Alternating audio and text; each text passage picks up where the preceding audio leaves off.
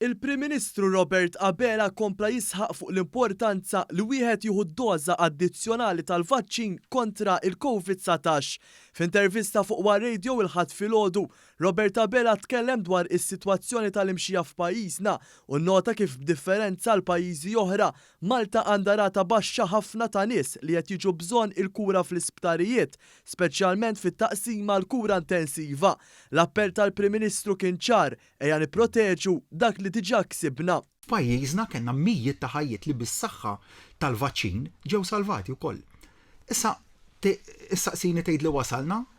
Ngħid li nkunu wasalna jekk in-nies jibqgħu jikkonkorru għat-teħid tal-booster dose. Kruċjali. Jiġifieri jekk dik il-linja ta' ħsieb li hemm minnet u smajt minn numru ta' nies li qed jgħidu ħadna l-ewwel doża, t-tieni doża tal-vaċċin imissa nieqfu hemmhekk. Dak ikun żball kruċjali. Bl-aktar mod skiet, il-Prim Ministru żied jappella responsabilità u saħaq li rridu nibqgħu nosservaw il-ftit restrizzjonijiet li baqa' fis-seħħ f'pajjiżna.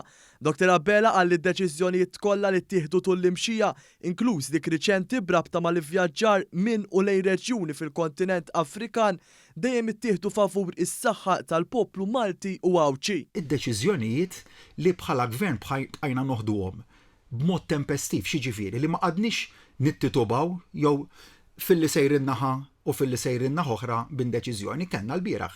Il-bieraħ tlula.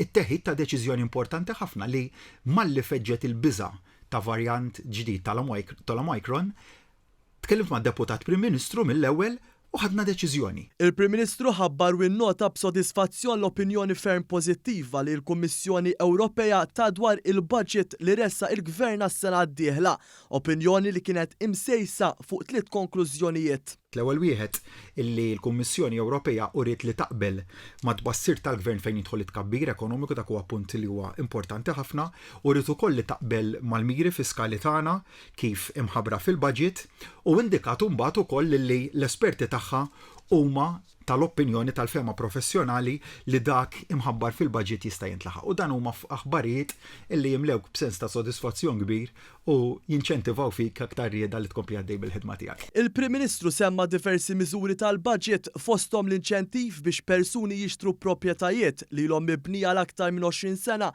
u vakanti iżjed minn 7 snin u xiri ta' proprjetajiet f'żoni ta' konservazzjoni urbana.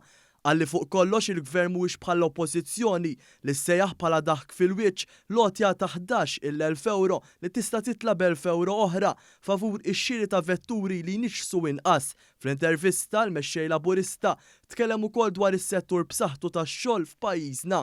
Illum għandna sa dil-ġimgħa il-persuni li jinsabu fuq ir-reġistru tal-qatt huma biss 1254 tista' qed nitkellmu dwar kważi full employment minkejja li kellna tbassir ta' aktar minn 50,000 persuna li qiegħda. Taf kemm kienu il-persuni qiegħda fi żmien il-Partit Nazzjonalista fil-Gvern meta ma kellhomx pandemija?